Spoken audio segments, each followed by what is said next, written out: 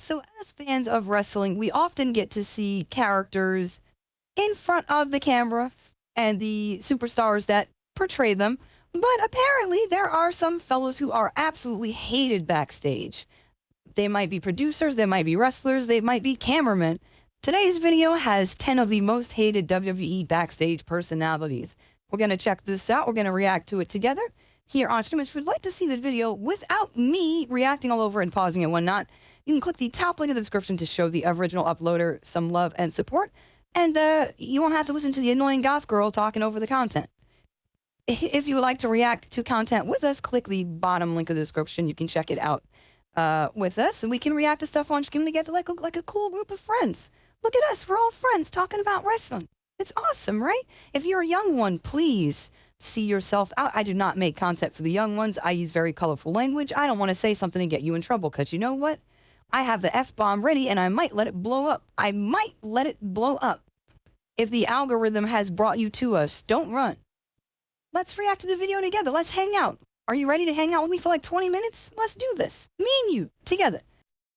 It's typically big news when it transpires that a WWE star is knowingly disliked backstage. There's just something very juicy about a talent that fans watch on the weekly having heat. That said, it takes a whole lot more than those who are in front of the camera for WWE to work as a company, and there are scores of people backstage, from writers and agents to people in production and talent relations, who are integral cogs in the machine. And you'll never guess what, they are far from immune when it comes to being disliked. On the contrary, I'm Adam Pacitti from Cultaholic Wrestling, and these are the 10 most... That sounds like a fun last name to say. These say Pacitti? Adam Pacitti? I like that last name. Mr. Pacitti?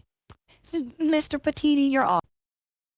Hated WWE Backstage Personalities. Join us. Number 10, Bill DeMott. After his own in-ring career came to an end due to injuries, Bill DeMott, previously known as Hugh Morris and General Hugh G. Rection in WCW, got a job training the stars of tomorrow, first on Tough Enough and then in developmental territory Deep South. You know, I did hear that Bill DeMott was actually an asshole in a performance center. I low-key recall that. Low-key do recall that. I wonder if they have like footage of it. Well, I don't remember, like, was it on like Total Divas or something? Shut up. I watched Total Divas. Shut up. Leave me alone. Yeah, I heard this guy was a cock, though. It sounds very...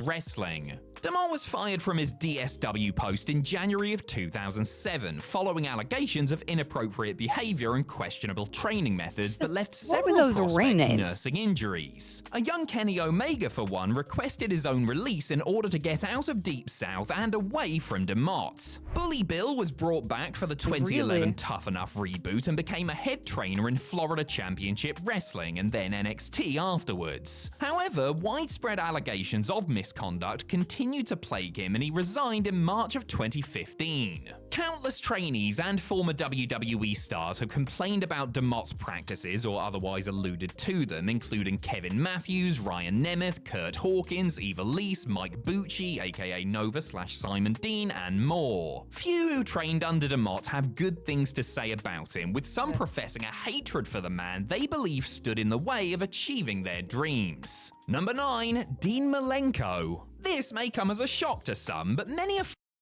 Really?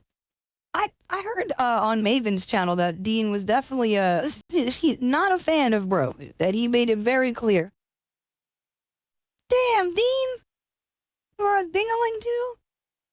Former WWE wrestler has come out with stories about how miserable working with Dean Malenko was after the man of 1,000 holds retired and became a backstage agent/producer. The likes of Maven, Stevie Richards, Paul London, and Rene Dupree have all spoken about how they were talked down to by Malenko, while the Tough Enough Season 1 winner recalled a specific incident where he was browbeaten by the former light heavyweight champion in front of everybody for his perceived lack of in-ring skill. Others, such as Rose Road Warrior Animal have mentioned how Dean would act Definitely disrespectfully to veterans on the road and Montreal sometimes lashed Screwjob. out at them for very little. Animal referred to Malenko as having a Napoleon complex, while others have accused him of throwing talent under the bus to save his own skin. Being an agent/producer can be a difficult balancing act, as the ex-pros have to both please management and satisfy the talent who are executing what was relayed to them in the ring. It's clearly hard to get the balance right, but a recurring theme when Malenko is brought up is how abrasive his attitude often was. Number 8. Stephanie McMahon. Though Stephanie McMahon has been around the professional wrestling business her entire Damn, I'm kind of surprised. I wouldn't think Stephanie was back there throwing her weight around, but I guess that's inevitable though, right? Like, when you're bulletproof as the boss's daughter, that I guess you probably do develop some sort of ego or something. You just... Well, ladies can be catty, unfortunately. They can definitely be catty. life, there was a perception amongst some when she began to gain significant backstage power that she hadn't properly paid her dues. As the daughter of Vince McMahon, the billion-dollar princess was naturally going to have heat with some people anyway, but she apparently ruffled the feathers of several writing team members when she was helping head up the company's creative. Former WWE writer Court Bauer has spoken about how he would get dressed down for using wrestling terms like getting color, while another scribe, Dan Madigan, told a story about how he was shouted at over the phone for missing work because he took some time off to attend a funeral. WWE was the... That's so ugly.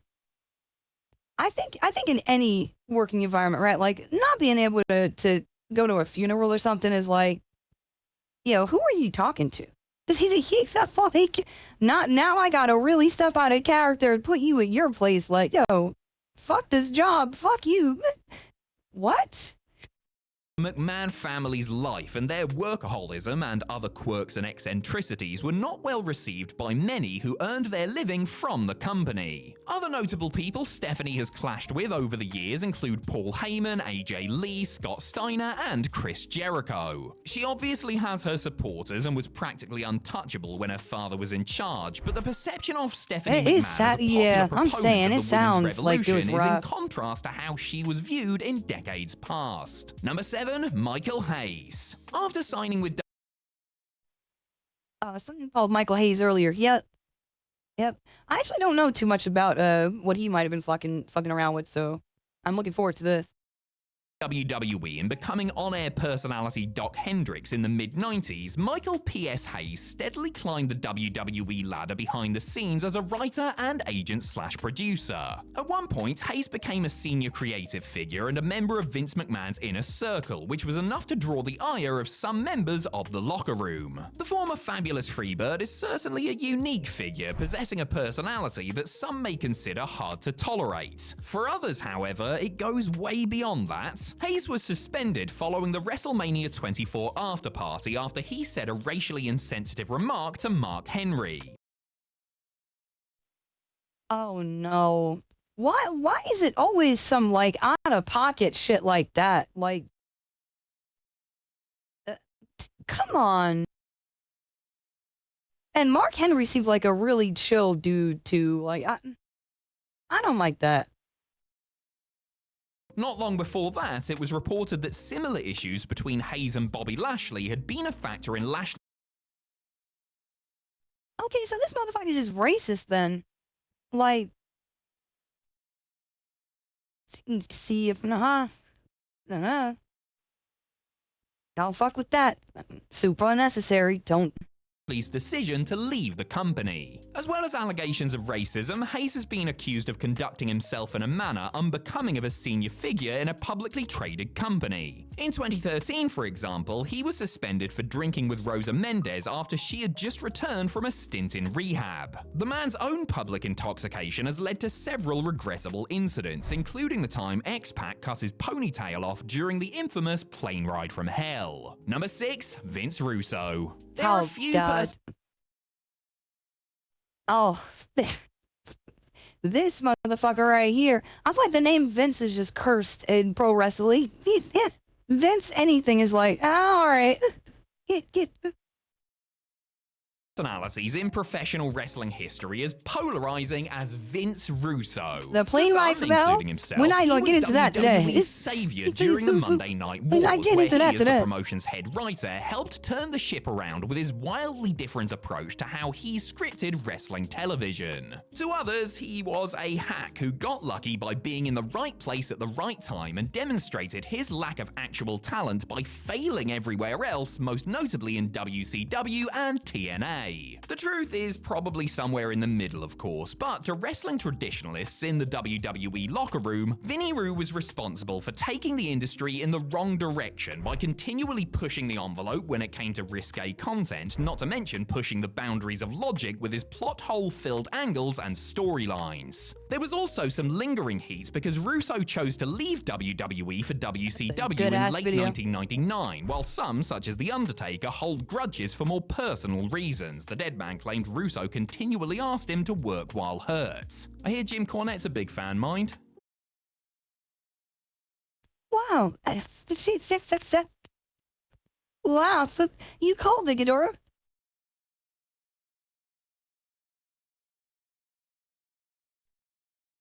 I appreciate you, Sonic.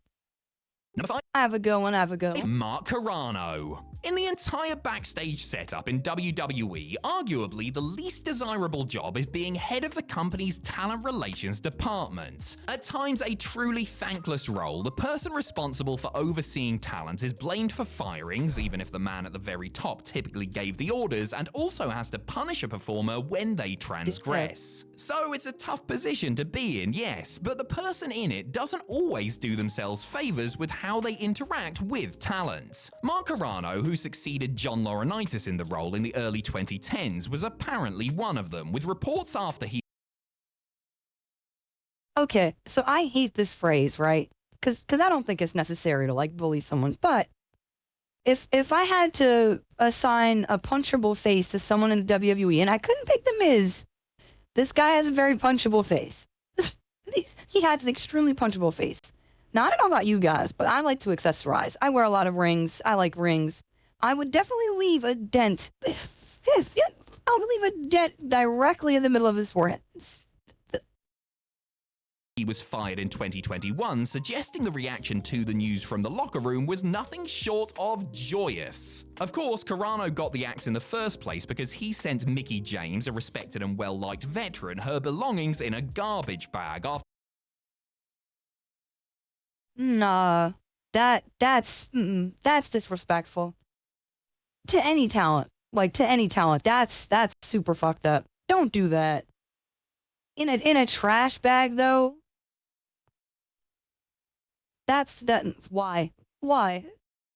The company released her. This was, incredibly, standard practice under his rule. Since Carrano was wished well in his own future endeavors, many who have been on the receiving end of his allegedly poor treatment, including Teddy Long, Gail Kim, Darren Young, Mike Chioda, and Marty Elias, have detailed their negative experiences with him. Number 4, Bruce Pritchard.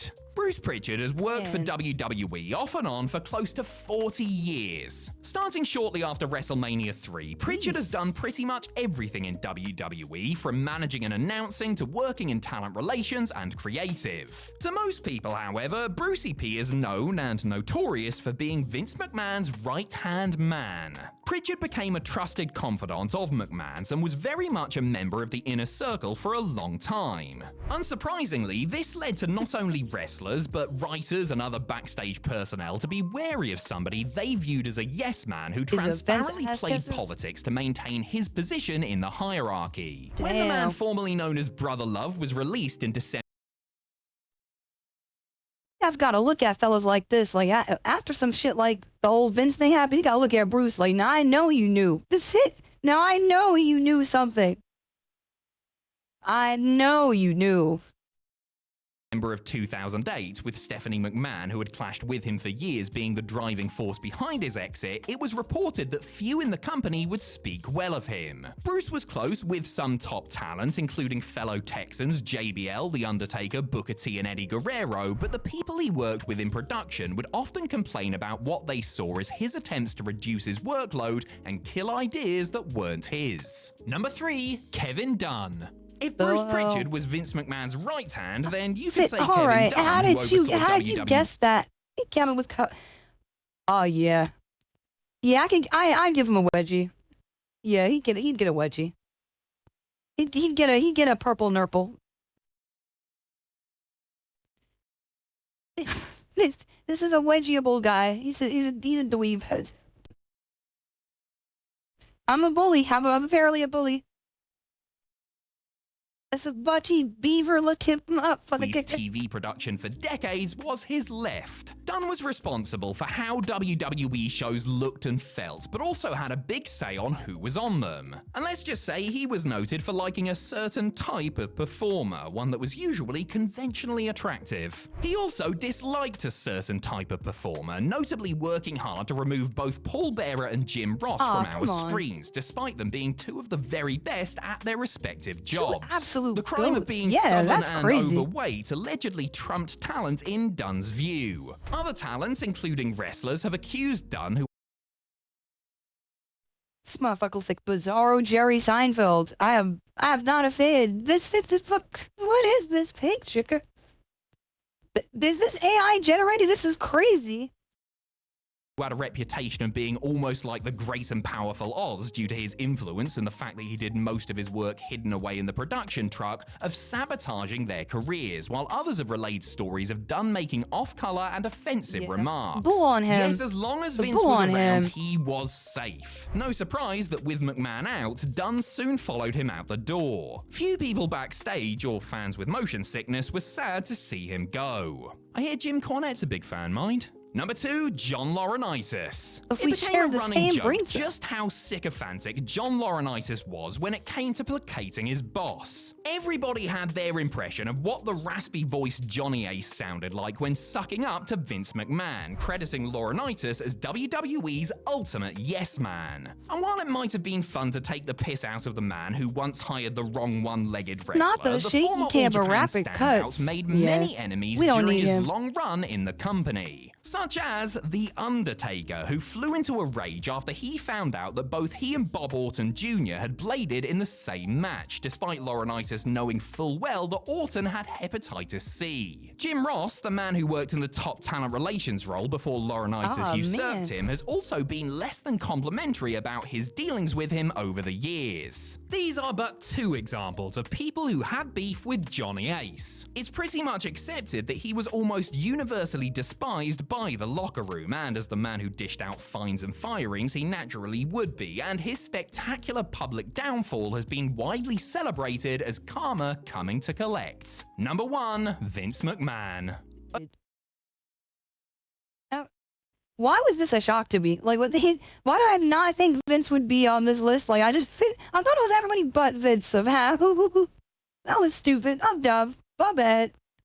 Of course, the downfall of Johnny Ace is linked directly to the downfall of Vince McMahon, once the most powerful man in the industry, whose name now cannot be mentioned by the very thing he helped create. The people who have had disputes with McMahon, and of them there are very many, would say that it serves him right. Because for all the praise Vince received for his creative vision, business savvy, and ability to make professional wrestling, sports entertainment, pal, what it is today, he has been criticized for that creative vision, his ruthlessness in business, and for what he has turned professional wrestling into. Not to mention the things that he's done to people and who he has stomped on in order to get to and stay at the top. Vince McMahon may be one of the most unique and complicated public figures in history, but his negative traits, such as his erratic mood swings, rampant egotism, and lack of moral compass, have convinced scores who have worked with him over the decades that he is legitimately evil.